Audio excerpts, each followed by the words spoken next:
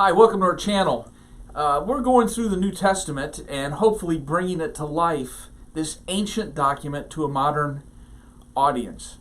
Now, a lot of people think they know the Bible, and there's a lot of reasons for that. Maybe they've memorized part of it, or they just think they're more familiar, but none of that really matters unless we take the words that we think we know and are able to transfer them properly to today. That's the hard part, because that culture was completely different than our own. They had no concept of what is part of our everyday life. We have zero concept of what their everyday life was like. And there's no part of the Bible where that's more true than about the ancient city of Corinth. Now, two of our major New Testament books, 1 Corinthians and 2 Corinthians, are written to people from Corinth. So if we're ever going to do anything in Corinth, and ever going to read these two books and properly render them, we need to understand what Corinth was like. Corinth was one of the leading cities of the Roman Empire. In some ways, it might have been the third most important, maybe in population size. Some people think it could have been 100,000 people. So it was vibrant, it was growing, there were a lot of people there. It was located on a little narrow isthmus in between mainland Greece and the Peloponnesian Peninsula. It was on a little piece of land that's only about 6 miles wide. There's actually a canal there today, but in the ancient times, there was a seaport on both ends. And if you had goods and you were trying to ship them to another part of the empire, well, you were at the mercy of the winds. And so you would have had to take in your boat around the larger Peloponnesian Peninsula that contained Sparta. You've heard of Sparta. And if the wind didn't blow or if the wind was against you, you might have had to wait for a favorable season. Well, they would take it into the port on the east side of that peninsula, would take the goods off the boat, transport them overland to the seaport on the west side of Corinth. It was just a little 6-mile gap, and so then you would reload them on ships, and it would save a lot of time. So Corinth was big because it was this trade center. It was a vibrant city because it had a seaport on both ends. It was also a place where there were a lot of recently freed slaves, and so if you were just freed, if you had new money, Corinth would be a place where you would go. I would say it would be largely similar to maybe a Las Vegas of today or a Phoenix, cities that are relatively new and growing. It was also a center of worship. Even though it was a very narrow little isthmus, there was a place called the Acrocorinth, which was a high rocky outcropping, and there were 4 major temples on top of that rocky outcropping. And there were 6 other ones in town. There were 10 major pagan temples in Corinth. And so Corinth was not only an economic center, it was a trade center, it was a worship center. Every 2 years they would host what they called the Isthmian Games, which was their intermediate games between the Olympics. And if you did well enough there, you could maybe move up. So it was a city of recreation as well. Now, when I say freed slaves, this is the first major impasse we arrive at when we come to Corinth. When we hear slaves today, we immediately transport ourselves to 1790 Georgia. That's not the case in the Roman Empire. Probably 80 to 90% of all the people in the Roman Empire were considered slaves. Now, slavery was often paid, and sometimes very highly paid. We forget that Plato was a slave. Often slaves were employed to do some very important positions. One was called a pedagogue. I think we talked about that in the book of Galatians. A pedagogue raised the children, walked them to school, drilled them with their academic subjects. There's also something called a house philosopher.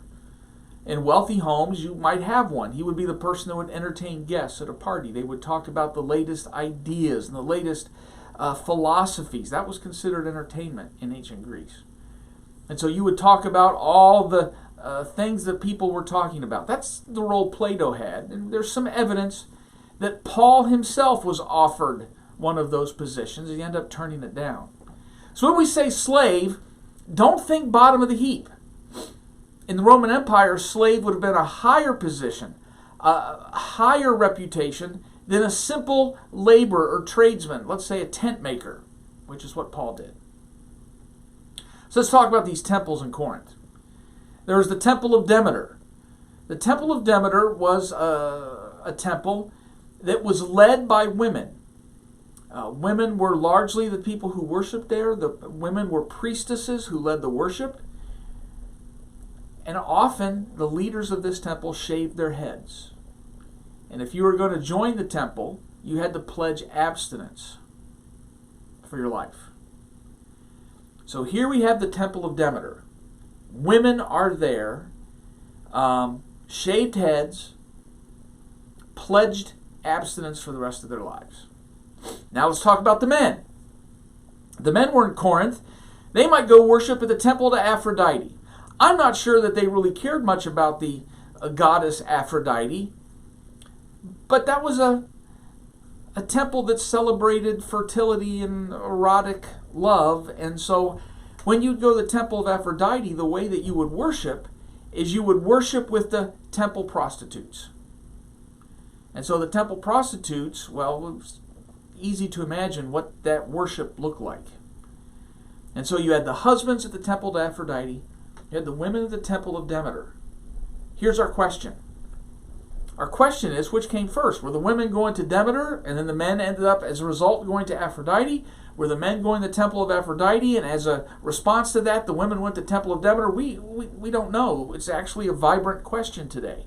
But it gives you an idea of what life was like in Greece. Sexual ethics were completely different than today. It was expected that if you were the wife, that your role would be, you would be a proper hostess for parties. You would be a proper hostess and entertain guests and keep a proper home. You would also be expected to bear the children, the official children. That one would pass down the legacy of your family and receive an inheritance. If you were the husband, it was expected that you would find sexual release outside of the marriage. You would go to the temple of Aphrodite. You might even have a relationship with another woman or a younger boy. That was kind of common back then. And so the sexual ethics were nowhere near what they are today. As far as we think we've fallen, we're still not quite to where Greece was. There's one other temple I want to talk to you about, the Temple of Asclepios. Asclepios was the god of healing, and I bet you're more familiar with this temple than you know you are. For instance, if you went back to that day, if you went back to ancient Greece in the 1st century, the symbol for the Temple of Asclepios was a pole with a snake wrapped around it. It was the Temple of Healing. Take a look at the American Medical Association, at their logo. It is a pole with a snake wrapped around it. That's where they got that symbol from ancient Greece, the Temple of Asclepios. So back in that day, if you were sick, if you were unhealthy, and you wanted healing, you would go to the Temple of Asclepios. And you would go and you would inquire with the priest or the priestess at the temple and say, look, hey, I got a pain on my shoulder. You would explain your malady, and they would say, well, here's what you need to do. You need to go and you need to give an offering to the god. And we'll give this offering to the god, and then while you're waiting, next 2 or 3 days, you could do this exercise. You could take part in the hot baths, and wait for the response of the gods. Now, here's the thing. You are expected to present your gift to the god in a pottery that was in the shape of whatever body part is ailing you.